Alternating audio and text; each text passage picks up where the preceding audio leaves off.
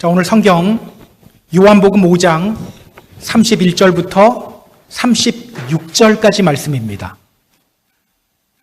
요한복음 5장 31절부터 36절까지 말씀.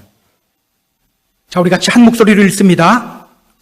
내가 만일 나를 위하여 증언하면 내 증언은 참되지 아니하되 나를 위하여 증언하시는 이가 따로 있으니 나를 위하여 증언하시는 그 증언이 참인 줄 아노라.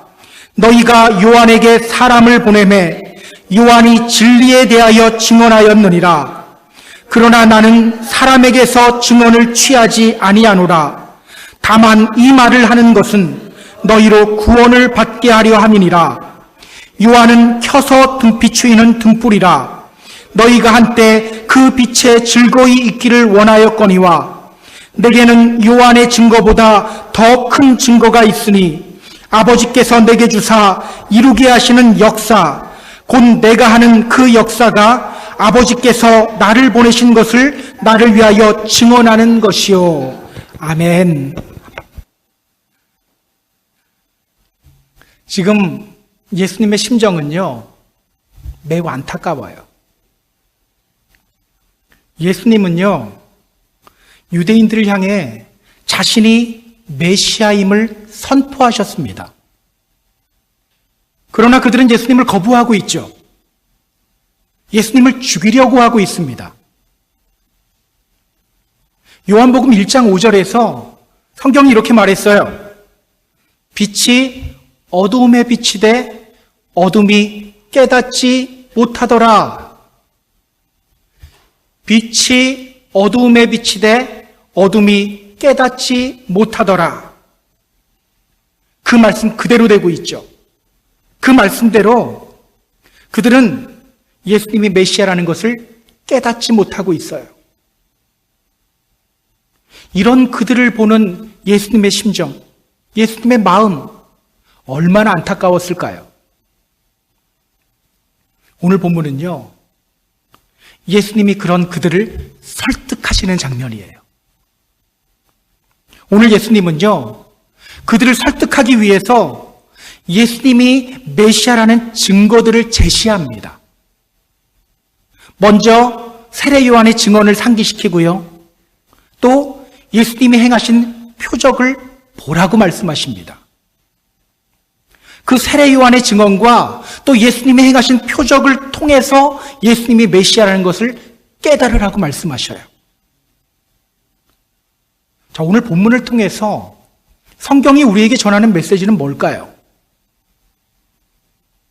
이렇게 증거를 제시하시는 예수님을 통해서 우리는요, 믿음 생활에 매우 중요한 원칙을 발견하게 됩니다. 그 원칙이 뭘까? 오늘 본문을 보면서 함께 찾아보도록 하겠습니다. 자, 본문으로 들어갈게요. 31절 같이 읽습니다. 내가 만일 나를 위하여 증언하면 내 증언은 참되지 아니하되. 예수님은요, 자신이 메시아라는 증거들을 지금 제시하려고 하고 있어요. 자, 그런데요, 예수님이 먼저 이렇게 말씀하셔요. 내가 만일 나를 위하여 증언하면 내 증언은 참되지 않다. 내가 만일 나를 위하여 증언하면 내 증언은 참되지 않다. 앞에서 분명히 예수님이 자신에 대해서 증언했거든요. 내가 메시아다, 내가 그리스도다 증언했거든요. 근데 갑자기 이렇게 말씀하셔요. 내가 만일 나를 위하여 증언하면 내 증언은 참되지 않다. 자신이 메시아라는 증거를 제시하기 전에 예수님이 직접 예수님 자신을 위해 증언하면 그 증언은 참되지 않은 증언이라고 말씀하십니다. 어렵죠? 여러분, 이 말씀이 어떻게 들립니까? 오늘 예수님의 말씀, 내가 만일 나를 위하여 증언하면 내 증언은 참되지 않다. 이 말씀이 어떻게 들리세요? 자, 우리 한번 생각을 해보죠. 예수님이 직접 예수님 자신에 대해서 증언하면 그 예수님의 증언은 참되지 않은 증언이 되나요? 과연 그럴까요? 그렇지 않아요. 예수님이 직접 예수님 자신에 대해서 증언해도 그 증언은 참된 증언이에요. 자, 우리 성경을 좀 찾아보죠. 요한복음 8장 보시기 바랍니다. 요한복음 8장 12절, 13절, 14절입니다. 자, 12절서부터 14절 같이 읽습니다. 예수께서 또 말씀하여 이르시되 나는 세상의 빛이니 나를 따르는 자는 어둠에 다니지 아니하고 생명의 빛을 얻으리라. 바리새인들이 이르되 내가 너를 위하여 증언하니 내 증언은 참되지 아니하도다. 예수께서 대답하여 이르시되 내가 나를 위하여 증언하여도 내 증언은 참되니 나는 내가 어디서 오며 어디로 가는 것을 알거니와 너희는 내가 어디서 오며 어디로 가는 것을 알지 못하느니라. 자, 예수님이 사람들에게 이렇게 말씀하시죠. 나는 세상의 빛이다. 나를 따르는 자는 어둠에 다니지 않고 생명의 빛을 얻게 된다. 그러자 그 말을 들은 바리새인들이 예수님을 향해 이렇게 말합니다. 당신이 지금 당신 자신을 위해 증언하고 있기 때문에 당신의 말 진실이 아니요, 참이 아니요, 거짓이요. 그들은요, 예수님이 예수님 자신에 대해서 증언하기 때문에 그 증언은 참이 아니라고 말해요. 여러분, 바리새인들이 왜 이렇게 말했을까요? 자, 율법은 이렇게 말합니다. 사람이 무슨 죄를 범하든지 어떤 죄를 짓든지 한 증인만으로는 안 되고 두 증인의 입으로나 세 증인의 입으로 그 사건을 확증해야 한다. 어떤 증언이 진실이 되려면 몇 명의 증인이 필요하다고 합니까? 2명 또는 3명. 그러니까 율법에 의하면요, 최소 2명 이상의 증인이 증언을 해야 그 증언이 참이 되는 거예요. 진실이 됩니다.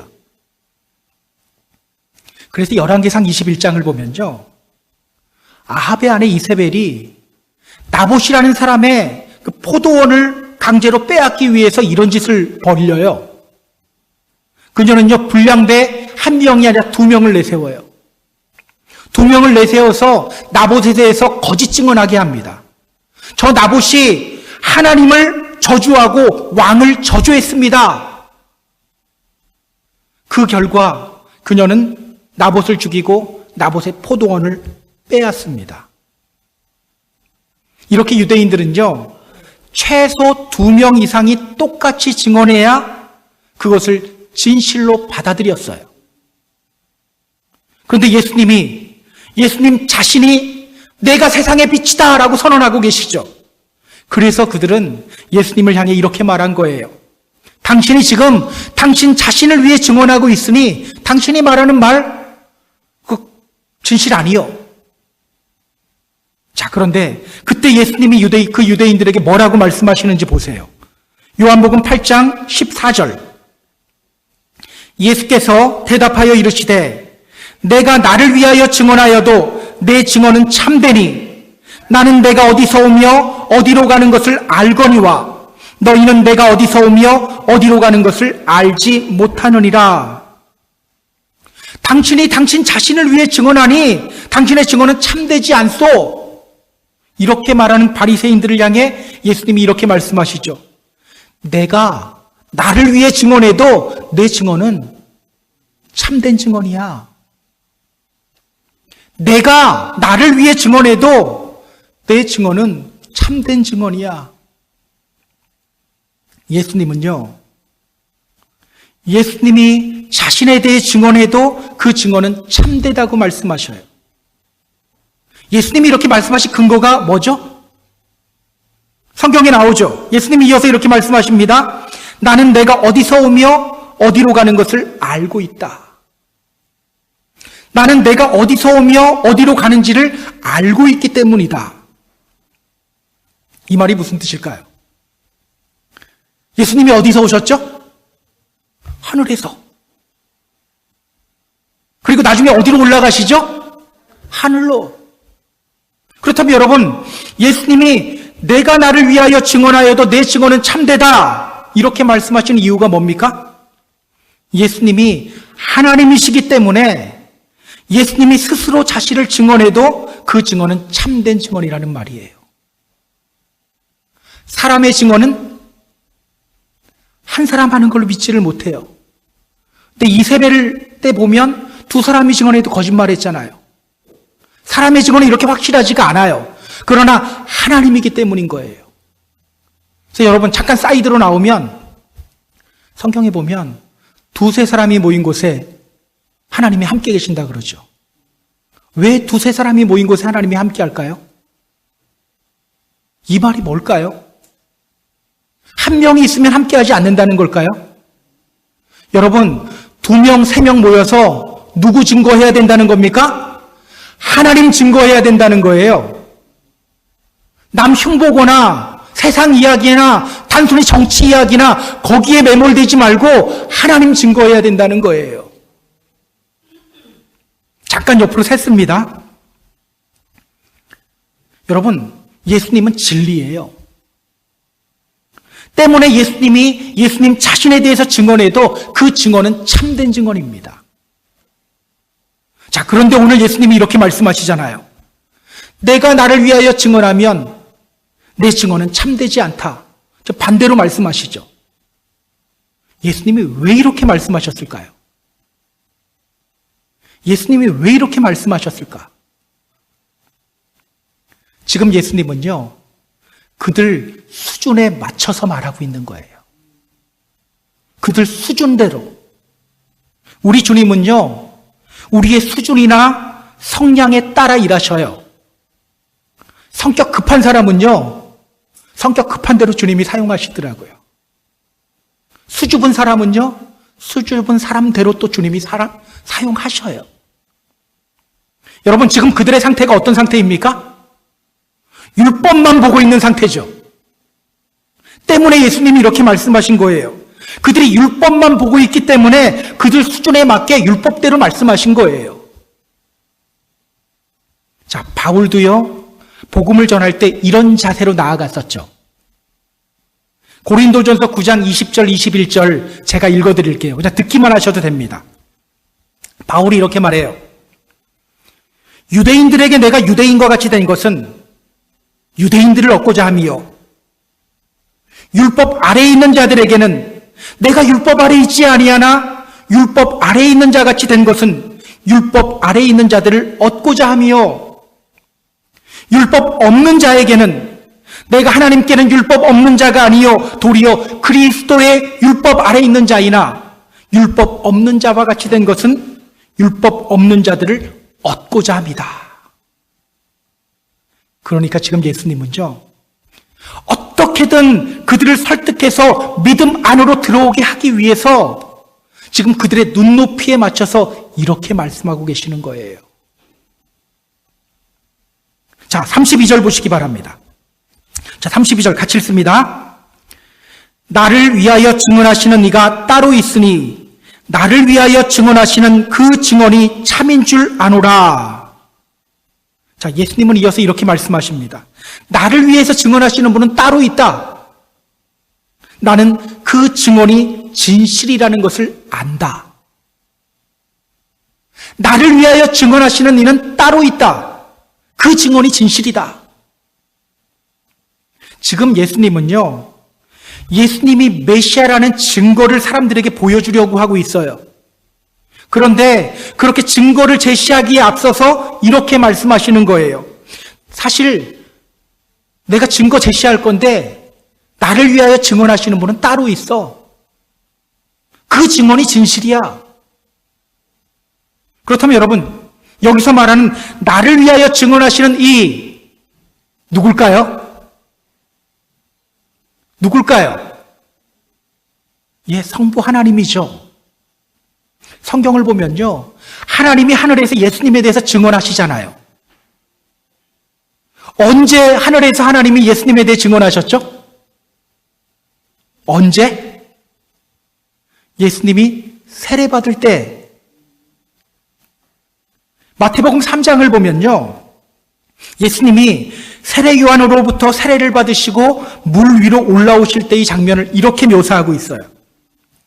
예수께서 세례를 받으시고 그 물에서 올라오실 때 하늘이 열리고 하나님의 성령이 비둘기같이 내려 자기 위에 임하심을 보시더니 하늘로부터 소리가 있어 말씀하시되 이는 내 사랑하는 아들이요 내 기뻐하는 자라 하시니라.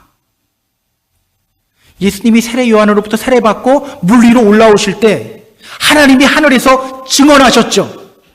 이는 내 사랑하는 아들이요 내 기뻐하는 자다. 또 언제 하나님이 예수님에 대해서 증언하셨죠? 어딜까요?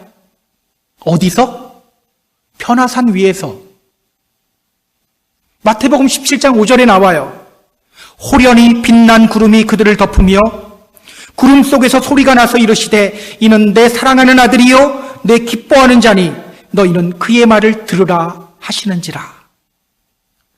예수님이 베드로와 야고보와 요한을 데리고 산 위에 올라가셨을 때 하늘로부터 하나님이 예수님에 대해서 증언하셨어요. 이는 내 사랑하는 아들이다. 이는 내 기뻐하는 자다. 이렇게 하나님은요, 직접 예수님에 대해서 증언하셨습니다. 그러니까 지금 예수님은요, 유대인들에게 이렇게 말씀하고 있는 거예요. 나는 지금 내가 메시아라는 증언과 증거를 너희들에게 말하려고 하고 있는데 실제로 내가 인정하고 의지하는 증언은 오직 아버지 하나님의 증언밖에는 없어. 이렇게 말하고 있는 거예요. 말씀을 준비하다가 이 부분에서 좀 한참을 머물러 있었어요. 제 자신을 한번 잠깐 돌아봤어요. 목회하다 보면요, 오해받을 때가 종종 있어요. 또 억울하게 공격받을 때도 있어요. 그러면요, 화 날까요? 나지 않을까요? 예, 똑같이 나요. 저는요, 20살 때서부터 교회를 중심으로 살았어요. 20살 때 신학대학을 갔고 군대 가기 전에 주일학교 교사하고 중고등부 교사하다가 군대 제대하고 난 후에는 교육전도사 하다가 또 대학원을 졸업하고 모든 과정 마치고 목사가 되었어요. 계속해서 교회를 중심으로 살았어요, 보니까. 여러분, 목회자가 그런 일 당할 거라는 거 제가 알았을까요? 몰랐을까요? 당연히 알았죠. 매일 목사님 보면서 사는데. 당연히 알았어요. 알면서도 시작했어요. 왜? 주님, 제가 사람의 시선이나 평가보다는 주님 바라보며 이 믿음의 길 걸어가겠습니다. 그런 목회자가 되겠습니다. 결단하면서 목회자의 길 걸어가기 시작했어요. 그런데도요, 오해받으면 화가 나고 짜증이 나요. 왜 저렇게 나에 대해서 모를까? 나랑 몇 년을 같이 신앙생활 했는데 왜 나를 저렇게 오해할까? 막 섭섭한 마음도 들어요. 여러분, 제가 그냥 저를 예로 드는 건데 저만 그렇습니까? 사실 이게 오늘 우리들의 모습이죠. 사실 우리는요, 주님 믿는다고 하면서도 당장 눈앞에 보이는 사람의 평가를 더 많이 보고 의지합니다. 아까 우리가 찬양 불렀어요. 나 주님의 기쁨 되기 원하네. 이렇게 고백하며 찬양하지만 실제로는 사람의 기쁨이 되고 사람에게 인정받는 것이 먼저예요. 아, 주님은 다 아시죠? 이렇게 말하지만 누군가가 날 알아주지 않으면 왜 이렇게 섭섭한지 모르겠어요. 솔직히 이것이 우리들의 모습이죠. 주님의 평가보다는 사람의 인정이나 평가에 더 목말라해요. 그렇기 때문에 쉽게 상처받고 그렇기 때문에 쉽게 넘어지는 거예요. 그렇기 때문에 자꾸 다른 사람을 비난하는 거예요. 저는 오늘 예수님의 말씀, 나를 위하여 증언하시는 이는 따로 있어. 이 말씀이 우리들에게 큰 도전이 되었으면 좋겠습니다. 우리 종종 이런 말 하죠? 야, 사람 보지 말고 주님 보고 신앙생활 해야 돼. 여러분, 정말 그렇게 해야 됩니다. 정말 그렇게 해야 돼요. 정말 사람 보지 말고 주님 바라보며 믿음 생활해야 합니다. 그래야 우리는요, 어떤 상황 속에서 노래할 수 있는 믿음의 성도가 됩니다. 시편 62편을 보면요, 다윗이 이렇게 노래합니다. 나의 영혼이 잠잠히 하나님만 바라며 나의 구원이 그에게서 나오는도다. 오직 그만이 나의 반석이시오, 나의 구원이시오, 나의 요새시니 내가 크게 흔들리지 않는다. 여러분, 다윗이 시편 62편 쓸 때 좋은 상황이었을까요? 그렇지 않아요. 원수들이 그를 둘러싸고 공격하고 있는 상황이에요. 그런데 그는 이렇게 노래해요. 내 영혼이 잠잠히 하나님만 바라봅니다. 바로 그 다음 장인 시편 63편에서도요, 다윗은 이렇게 노래합니다. 내가 주의 권능과 영광을 보기 위하여 이와 같이 성소에서 주를 바라보았나이다. 제가 주님을 바라봅니다. 다윗의 고백이에요. 여러분, 이 시편 63편이 언제 지어졌는지 알면 깜짝 놀랄 거예요. 이 시편 63편은요, 다윗이 압살롬의 반역에 의해서 도망갈 때 지은 시예요. 자기 아들이 자기를 배반했어요. 자기를 따르던 신하들이 자신을 배반하고 압살롬을 따르고 있어요. 그리고 자신은 목숨 부지하기 위해 맨발로 도망치고 있는 상황이에요. 얼마나 절망적인 상황입니까? 저 아들이 나를 배신해? 내 신하가 나를 배신해? 얼마나 절망적인 상황이에요. 그런데 그는 그 와중에서 주님을 바라봐요. 그때 그에게서 찬양이 나오죠. 아까 우리가 불렀던 찬양이에요. 주의 인자하심이 생명보다 나음으로 내 입술이 주를 찬양합니다. 이러므로 내 평생에 주를 송축하며 주의 이름으로 인하여 내 손을 들겠습니다. 이게 배반당한 상황에서 나오는 노래예요. 주님 바라볼 때 그의 안에는 두려움이 배신감이 변하여 기쁨이 되어버렸죠. 저는요, 우리가 사람의 평가를 의지하기보다는 하나님의 평가를 더 중요하게 여기는 믿음의 성도님들이 되었으면 좋겠습니다. 오늘 주님이 나에 대해서 증언하고 계신다. 저 사람은 내 흉볼지 몰라도, 나를 하찮게 평가하고 있는지 몰라도 오늘 주님이 나를 향해 증언하고 계신다. 다른 사람의 인정이나 평가? 그거 별 중요한 거 아니야. 주님이 나에 대해서 증언하고 계셔. 이러한 믿음의 자세로 신앙생활 하시는 저와 여러분이 되었으면 좋겠어요. 자, 이제 예수님은요, 본격적으로 예수님이 메시아임을 보여주는 증거들을 이제 제시합니다. 먼저 예수님은요, 세례 요한의 증언을 내세우세요. 자, 33절 같이 읽습니다. 너희가 요한에게 사람을 보내매 요한이 진리에 대하여 증언하였느니라. 오늘 예수님은요, 자신을 거부하는 유대인들을 향해 이렇게 말합니다. 너희가 요한에게 사람 보냈고 요한이 증언했잖아. 그들이 요한에게 사람을 보냈고 요한이 이미 예수님에 대해 증언했다고 말하는 거예요. 여러분, 이 장면 어디서 봤는지 기억하세요? 요한복음 1장 확인해 볼까요? 자, 요한복음 1장 19절 먼저 보세요. 유대인들이 예루살렘에서 제사장들과 레위인들을 요한에게 보내어 내가 누구냐 물을 때 요한의 증언이 이러하니라. 많은 사람들이 세례 요한에게로 막 몰려가자 종교 지도자들이 세례 요한에게 와서 물었어요. 당신은 도대체 누구요? 당신 도대체 누구요? 그때 세례 요한이 이렇게 대답했어요. 요한복음 1장 20절. 요한이 드러내어 말하고 숨기지 아니하니 드러내어 하는 말이 나는 그리스도가 아니라 한데. 자, 세례 요한이 이렇게 대답했죠. 나는 그리스도가 아니다. 자, 요한복음 1장 23절 확인해 보세요. 이르되 나는 선지자 이사야의 말과 같이 주의 길을 곧게 하라고 광야에서 외치는 자의 소리로라 하니라. 세례 요한이 또 그들에게 이렇게 말했어요. 나는 주님이 오시는 길을 예비하는 사람이다. 준비하는 사람이다. 그리고 이어서 이렇게 말했죠.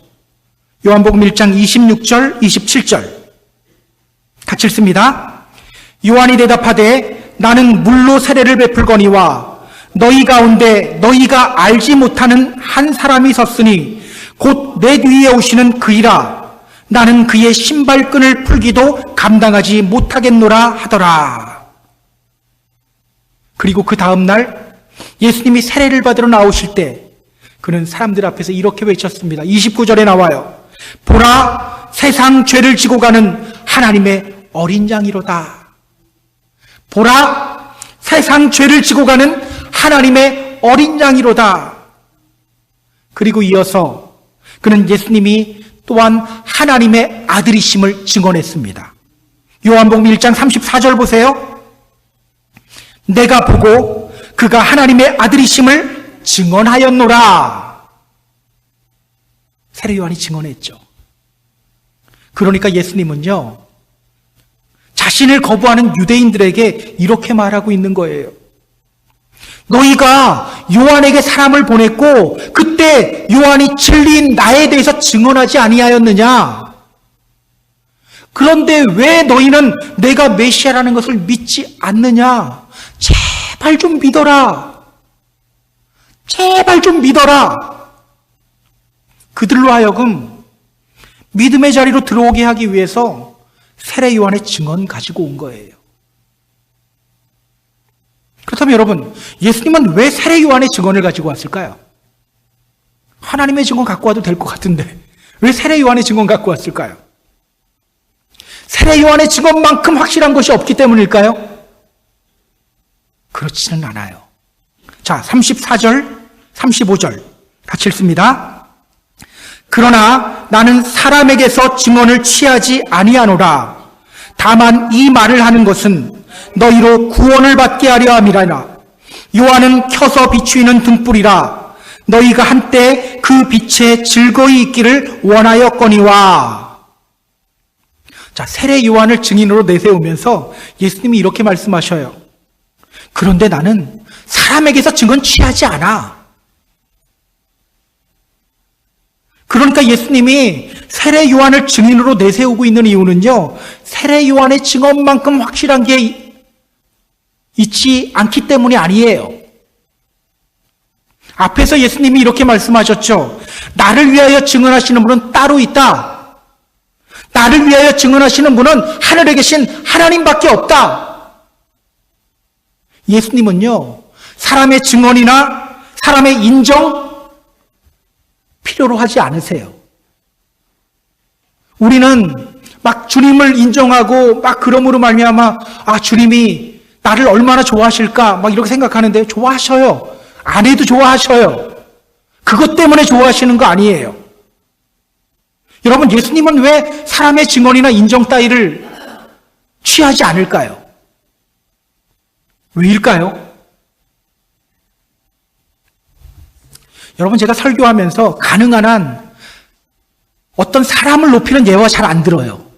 왜인지 아세요? 많이 당했거든요. 정말 많이 당했어요. 저 예전에 김호중 씨에 대한 예화를 설교하면서도 막 들었던 적이 있어요. 이번에 저의 뒤통수를 쳤어요. 음주운전으로 잡혔잖아요. 그것도 또 다른 사람 바꿔치기 하려고 했잖아요. 제가 사람 예화 들고요. 그 사람들은 저 뒤통수 칠 줄 모르겠는데 저는 뒤통수 많이 맞았어요. 나중에 내가 왜 그 사람에 대해서 그렇게 예화를 했지? 여러분, 인간의 증언은요, 불완전하고 한계가 있어요. 그렇기 때문이에요. 세례 요한도 마찬가지죠. 세례 요한의 증언은 확실했나요? 분명 그는 예수님에 대해서 이렇게 증언했습니다. 보라, 세상 죄를 지고 가는 하나님의 어린 양이다. 내가 보고 그가 하나님의 아들임을 증언한다.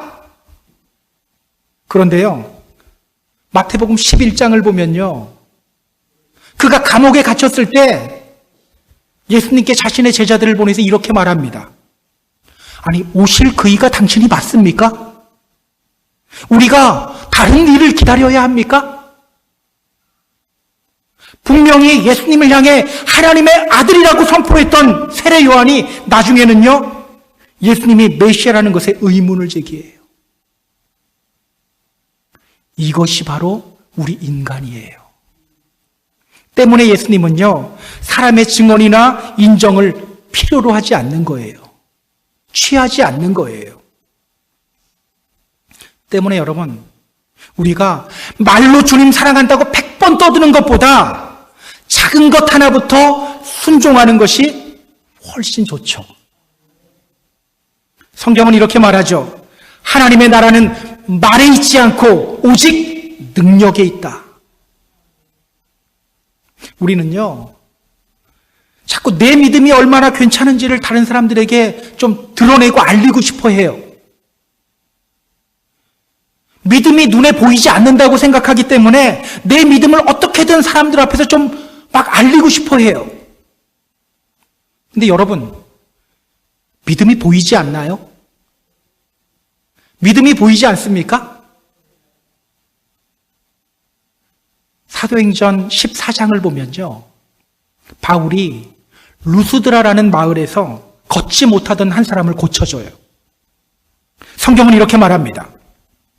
바울이 주목하여 구원받을 만한 믿음이 그에게 있는 것을 보고, 바울이요, 그 사람 안에 믿음 있는 것을 보았다고 하죠.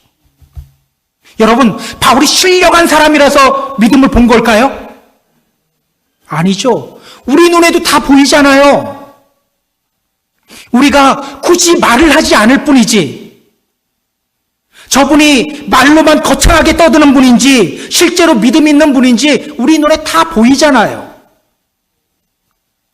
그런데 안타깝게도요, 많은 분들이 자기 믿음을 보이고 싶어 해요. 믿음이 보이지 않는다고 생각하기 때문에 자기 믿음이 얼마나 좋은지를 자꾸 말로 이야기하고 싶어 해요. 초코파이 CM송 기억나세요? 말하지 않아도 알아요.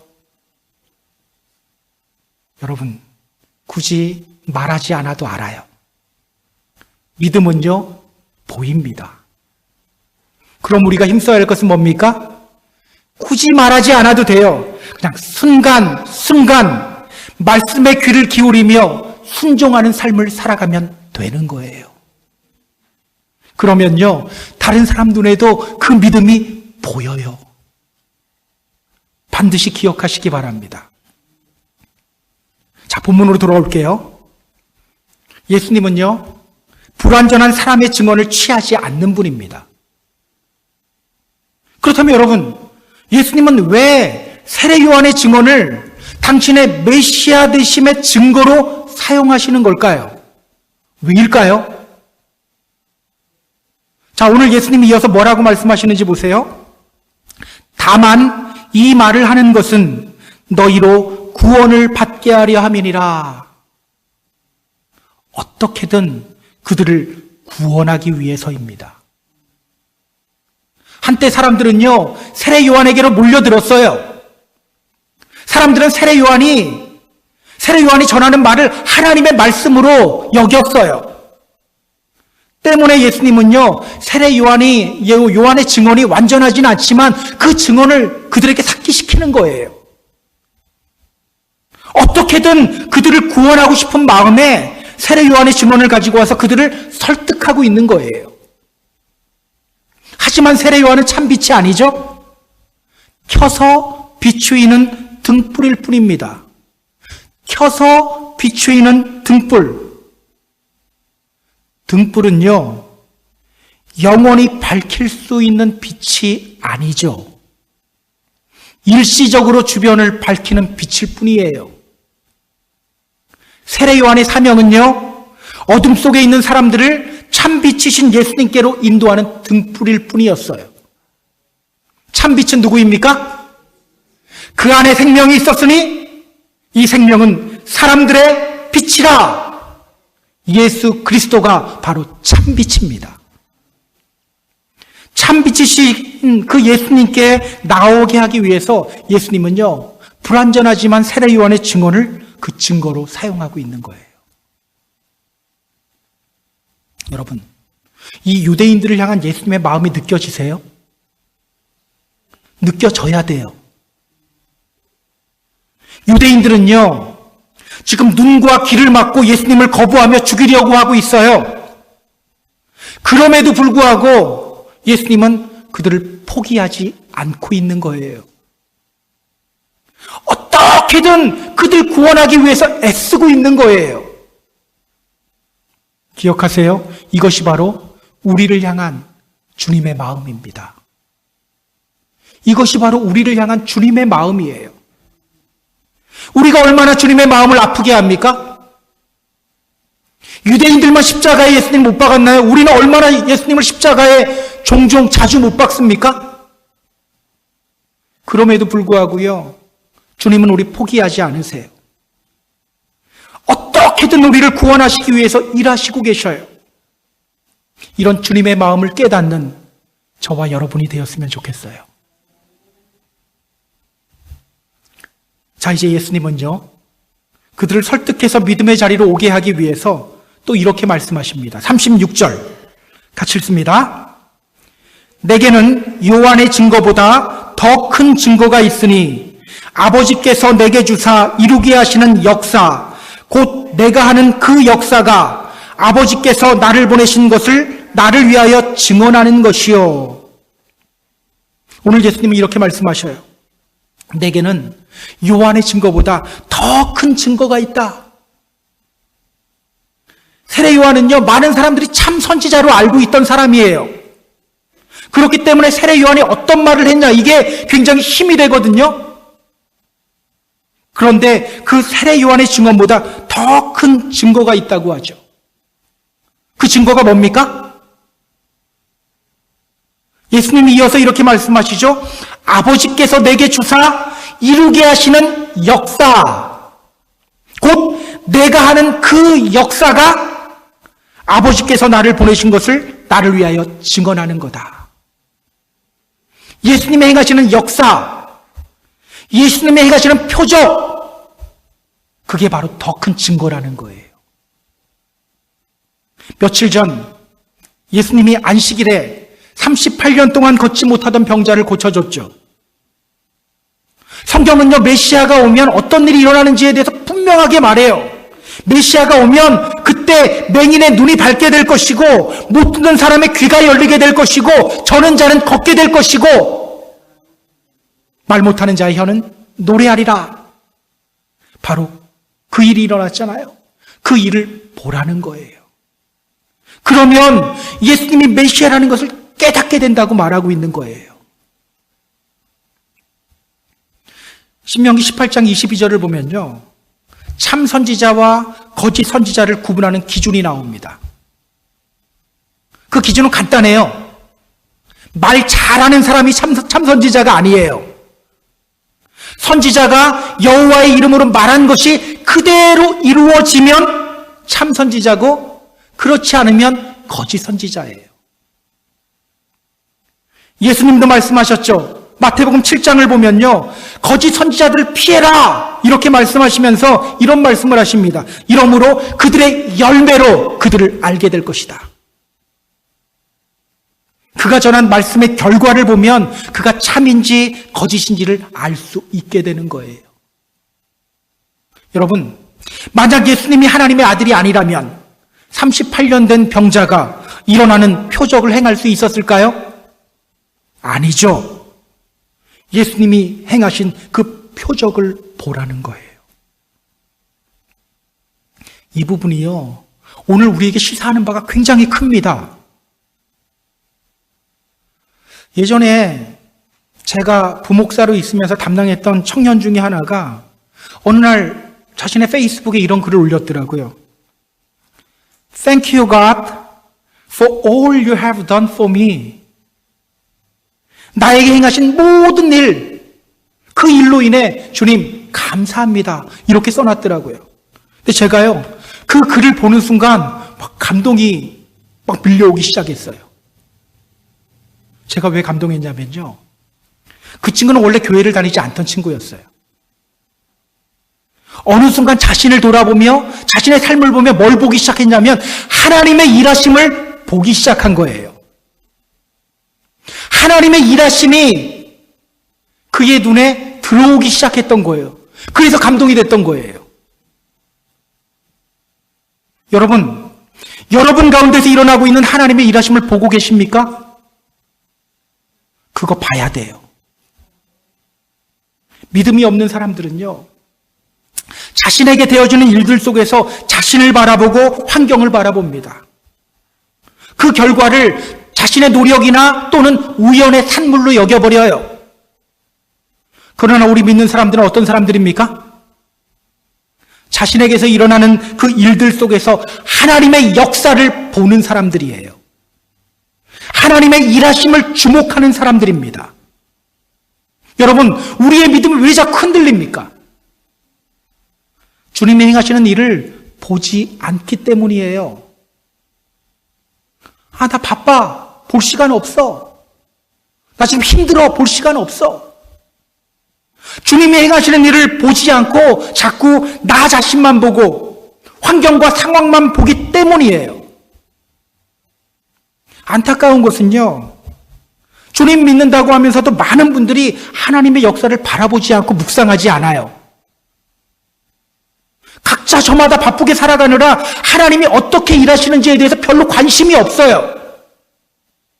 어떤 일이 잘 되면 뭐라고 합니까? 거봐, 내가 하라고 하는 대로 하라고 했으니까 잘 됐지.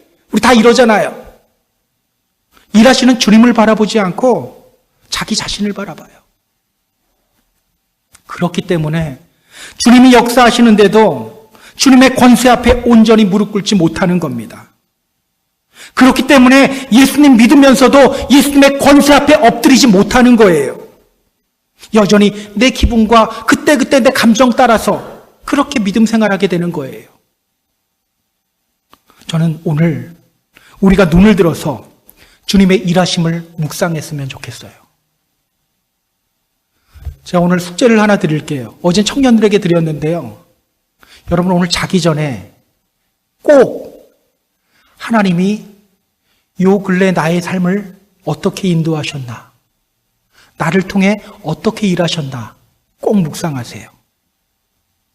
꼭 묵상하시기 바랍니다. 졸려, 나 오늘 빨리 자야 돼가 아니라 꼭 묵상해 보세요. 은혜를 경험하게 될 거예요. 그때 우리는요, 주님의 권세 앞에 무릎 꿇을 수 있습니다. 주님의 말씀에 엎드리는 삶을 살아가게 됩니다. 이런 삶을 살아가시는 저와 여러분이 되기를 주님의 이름으로 소망합니다. 이제 말씀을 정리할게요. 사랑하는 우리 펜사콜라 한인교회 성도 여러분, 오늘 주님은요, 우리를 진짜 믿음의 자리로 초대하고 계셔요. 우리가 주님의 마음을 아프게 해도 주님은 우리를 포기하지 않고 제발 진짜 믿음 가져라, 진짜 믿음 가져라 우리를 설득하고 계셔요. 그렇게 진짜 믿음의 자리로 나아가기 위해 우리가 반드시 기억하고 실천해야 할 것이 있어요. 사람의 시선이나 평가보다는 하나님의 시선과 평가를 주목하시기 바랍니다. 나를 통해 일하시는 그 하나님이 어떻게 일하시고 계시는지를 주목해야 합니다. 그때 우리는요, 진짜 믿음의 자리로 나아갈 수 있게 됩니다. 이번 한 주간도 사람의 시선이나 평가보다는 하나님의 시선과 평가를 주목하고, 나를 주목하고 상황과 환경을 주목하기보다는 일하시는 하나님을 주목하는 저와 여러분이 되었으면 좋겠습니다. 그렇게 믿음의 승리를 이루시는 저와 여러분이 되기를 주님의 이름으로 축복합니다. 축복합니다.